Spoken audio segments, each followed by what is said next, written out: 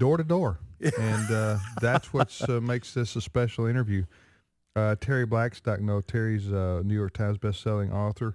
She's been with us many times here on the program. She's got a new novel out we wanted to talk about and visit with her for a few minutes. Terri, good morning. Good morning, Tim and Ed. It's great to be here. Well, absolutely. Good to have you back with us. Yeah, and I'm so honored to be on after Dr. Carson. Isn't he good? I just am so excited that he's such a great spokesman for the conservatives. Absolutely. Maybe he'll run for something I'm we can vote hoping on so. one day. Because I want to vote for him for something. He's only 62. I know. So yeah, absolutely. Well, Terri, what's you've been writing novels now for 25 years? Yeah, probably over that, actually. I don't know that I've ever talked to you about this before. Of course, we've talked to you about your testimony, about switching from secular to Christian Yes. writing, but Christian-themed writing. But when did you first know, though, that you had this gift to be able to, to write novels? Well, I was one of those very imaginative kids, and I had an imaginary friend when I was real little, and then I started making up plays and that kind of thing. And when I was able to finally realize that I could write things down, I started writing, and I got my first poem published in the newspaper when I was about 11 or 12. And I knew then that I was going to do that for the rest of my life. Really? Yeah, and I designed everything in my college curriculum and everything, to help me become a better writer. So it was a plan. I was one of those very fortunate few who knew very early on what I wanted to be and what my calling was. Who did you like to read back then? When I was a child? Yeah. Oh, I loved Nancy Drew and, books like that. Mysteries, of course. She was immensely popular. Yeah. And was that a pen name for her, or was that her real name? I don't know. That was the character. I mean, excuse me, that was the character. What am I thinking? Right, right. But I had a wide range of things that I read because I was raised in the Air Force and we moved a lot. And the one constant in my life were libraries. I would go in these libraries and I could always find something to read. And so I was a big reader as I grew up. Talking to best-selling author Terri Blackstock. Terri's, you just released your latest novel on March the 11th called Truth Stained Lies. Yes. It's kind of a tongue twister, isn't it? Yeah, I don't want to say that 3 times fast on live Christian radio. There's no telling what might come out, and it could be the end of my career. And this is the first of a series called the Moonlighter series. Why don't you explain to our listeners and those watching what this series and what this initial book is about? Well, my last series was very heavy. It was about it was called the Intervention series, and it was about drug abuse, and it was kind of inspired by my personal experiences with a family member who had drug addictions. And so that one was kind of like opening a vein, It was very tough to write. So I wanted to do something a little bit lighter that kind of reminds people of my Cape Refuge series, which was pretty popular among my readers. So this is kind of similar. It's a family. Kathy is an investigative blogger, and her sister's a stay-at-home mom, and her other sister's a ne'er-do-well taxi driver.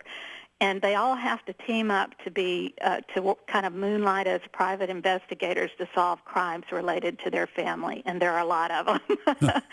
So it's kind of fun, but they're still thrillers like I write.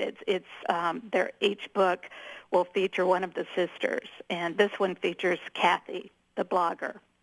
I've asked you this before, Terri. It just amazes me. And Ed, you've written, 1 or 2 novels? Or? Well, one and finishing up a second. But it just amazes me. I'm a writer myself, but I write stuff that's real world. Right. Stuff. I know that fiction is based on a lot of real world experiences, but I just don't know how you sit down in front of a screen with your hands on the keyboard and just make stuff up out of thin air. Yeah, and only on coffee, right? It comes from the strangest places, and this one really came from the Casey Anthony trial. I was I sort of got interested in some investigative blogs when the Casey Anthony trial was going on, and there were these bloggers who had legal backgrounds, and they were digging for information that wasn't allowed in court. And I thought, wouldn't it be fun to feature one of them as a character and sort of have the tables turned where the people they're judging and speculating on might turn on them. So that's kind of what launched Truth Stained Lies. Talking to best-selling author Terri Blackstock. Go in any bookstore and you're going to find Terri's books because she's been over 6 million books worldwide sold, and the New York Times bestselling. What's the now when you're like okay, the Truth Stained Lies is coming out. It came out March 11th. Right. Are you already working on the follow-up?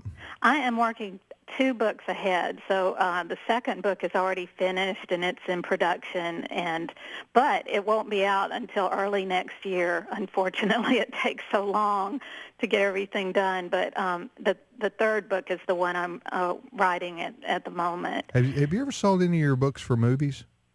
I've had books optioned for movies, but a lot of things have to align for a movie to get made. So when someone approaches me about a movie, I usually don't let myself get too excited until things get really underway. So I believe if God wants that to happen, it'll work out at some point. I remember one time the novelist John Grisham, he was they made like 3 movies based on his books, his first 3 books, and after that he says something to the effect, I'm tired of dealing with these Hollywood people. Yeah. They want to change my story, and too much, and I just ain't going to do it anymore. Of course, John Grisham had sold enough books where it didn't matter. Yeah, and Dean Koontz is the same way. And especially for a Christian author, there's a lot involved. Right. I don't want to lose control of my story and have things put in that I don't feel are appropriate. So, absolutely. Yeah, so I'm pretty tough about what I'll let go, and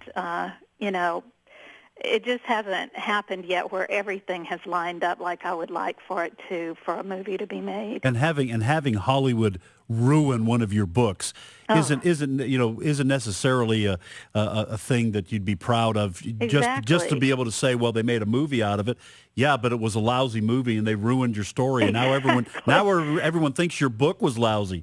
Yes, that's a big danger. So, people write to me often and say, oh, this would make a great movie. Why don't you do that? And it's just not that simple, Yeah, exactly. Money has to be raised and distribution has to be, in place and all that. So it's a huge job. And I just like to write, I just like to sit in my office and write novels. You, Terri, tell our listeners your website where people can read about all your novels. It's terriblackstock.com, and they can also join me on Facebook at tblackstock and Twitter at Terri Blackstock. And for Terri Blackstock, that's Terri with an I, right? That's right. Yes. Blackstock. I think if they put a Y, it'll still get them there. But, But, AFR really, in fact, today's issues had a real big role in my career. So, I love you guys, and I really miss Marvin. Yeah, I know we all do. Marvin's gone and he was an avid reader as well. Yeah, exactly.